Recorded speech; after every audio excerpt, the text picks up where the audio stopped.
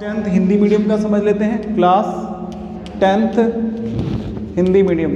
उसके बाद यहाँ इंग्लिश में भी क्वेश्चन लिखा गया है, इंग्लिश में भी समझ लेंगे, फिर ऑनलाइन क्लास में भी इसको देख लेंगे, मिटाएंगे नहीं, ठीक है ना। अब देखो यहाँ पे उदाहरण नंबर 2 के अंदर क्या बोला है, ABCD कोण B और कोण C से C के अर्धक, ठीक है, चतुर्भुज ABCD। तो चतुर्भुज ये रहा ABCD है ना, ABCD ये चतुर्भुज है अपना, इसका अर्धक परस्पर बिंदु P पर मिलता है। किसका अर्धक? कोण B और कोण C का।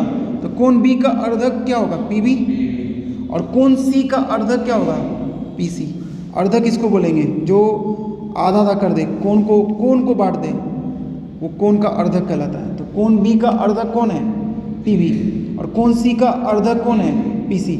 मतलब अगर ये पूरा कोण 60 का होगा तो ये 30-30 का हो गया, अगर ये 90 का है मान लो तो ये 45-45 का हो गया। जितना का भी होगा आधा आधा कर देना, बस अर्धक का काम यही होता है, आधा कर देना, ठीक है।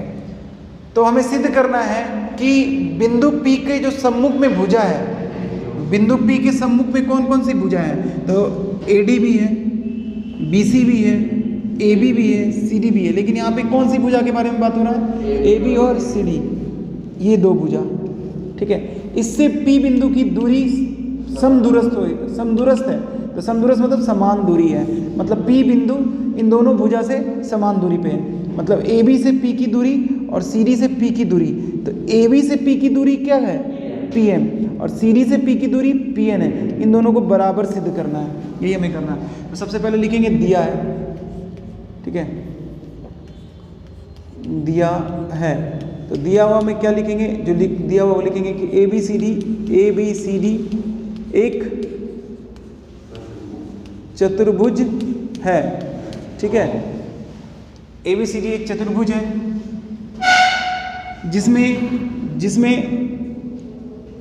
जिसमें PB जो है, PB कोण B का अर्धक है, और PC कोण C को तो कोण को कॉमा में रख देना है, ठीक है ना। कोण C को, इसको भी कॉमा में रख दो। कोण C का अर्धक है, अर्धक है तो इसका मतलब समझ में आ गया ना, अर्धक है। इसका मतलब हम अगर बोलें कि ये A है तो अगर इसको छोटा a बोल दें तो ये भी छोटा a होगा, अगर इसको छोटा b बोल दें तो ये भी छोटा b होगा, जो भी होगा मतलब आधा आधा, यानी आधा आधा होगा, बराबर होगा, ठीक है। ये चीज़ हो गया दिया हुआ में। अब दिया हुआ के बाद क्या लिखेंगे? सिद्ध क्या करना है? सिद्ध करना क्या है वो लिख लेते। सिद्ध करना है कि P की दूरी AB से, P की दूरी AB से क्या होगा? AB से P की दूरी, AB रेखा से P बिंदु की दूरी PM, ठीक है, बराबर करना है किसके? CD से P की दूरी PN, इसको बराबर करना है, ठीक है। अब ये उपपत्ति पे जाएंगे हम लोग, और उपपत्ति के अंदर पहले थ्योरम समझ लो। 10.2 जो थ्योरम है जा करके देखो, उसमें 10.2 जो थ्योरम है हम लोग पढ़ रखे हैं पहले की वीडियो में, पिछले वीडियो में बता दिया है मैंने 10.2 थ्योरम। उसमें क्या बताया था? दो प्रतिच्छेदिक रेखा, ठीक है, एक दूसरे को प्रतिच्छेद कर रही है जिस बिंदु पे, मान लो O बिंदु पे कर रही है। तो यहाँ पे जो कोण है ना, यहाँ पे जो कोण, और यहाँ पे मान लो एक बिंदु और है, P बिंदु है। अब ये P बिंदु का जो बिंदुपथ है, P बिंदु का बिंदुपथ यही होगा, P बिंदु का बिंदुपथ। अगर इस कोण को आधा आधा कर दे, मतलब ये भी A और A में कर दे, बांट दे आधा आधा, तो इस रेखा से इसकी दूरी और इस रेखा से इसकी दूरी क्या होगा? बराबर होगा। लेकिन क्या शर्त क्या है? कि ये बिंदुपथ इसको आधा आधा करना चाहिए, नहीं तो ये नहीं बराबर होगा।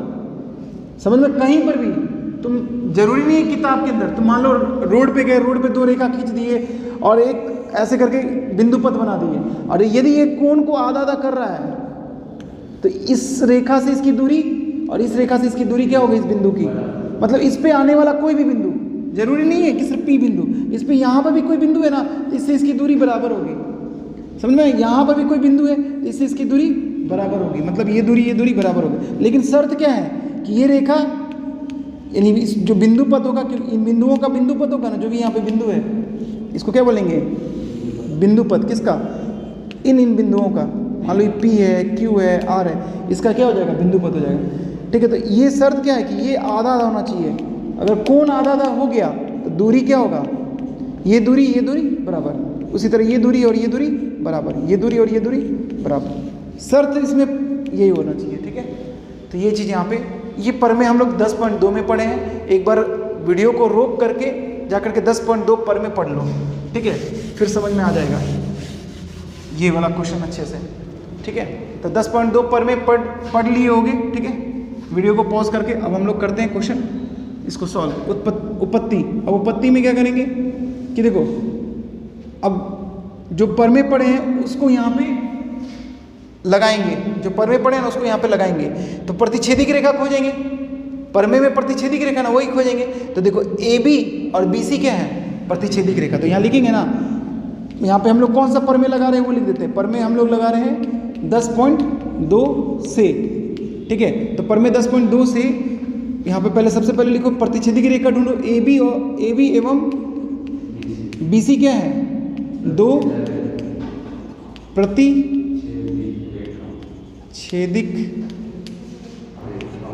रेखा है।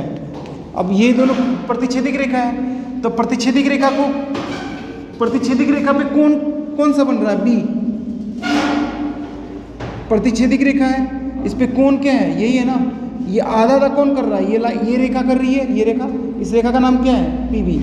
तो PB कोण B का अर्धक है। और ये हम नहीं बोल रहे हैं, ये क्वेश्चन में दे रखा है, देखो यहाँ पे PB कोण B का अर्धक है। तो क्या लिखेंगे यहाँ पे, दिया है। अब अर्धक है तो क्या बताया मैंने, अर्धक है तो इस प्रतिच्छेदिक रेखा से P की दूरी यानी PM बराबर होगा इस वाले, दूसरा प्रतिच्छेदिक रेखा कौन है, BC। तो BC से P की दूरी यानी PL, ये बराबर होगी समीकरण नंबर 1। समझ में। अब इसी प्रकार से जो हमें सिद्ध करना है, देखो PM आ गया, अब क्या नहीं आया है, PN। तो अब PN पे इसी चीज को PN पे अप्लाई कर दो। ये जो चीज की है ना, इसको जाकर के PN पे लगा दो। तो PN कहाँ दिख रहा है, कौन से प्रतिच्छेदिक रेखा पे दिख रहा है, DC और BC। तो अब DC और BC ले लेंगे, तो यहाँ पे क्या लिखेंगे, DC व BC 2 प्रतिच्छेदिक रेखा है। ठीक है,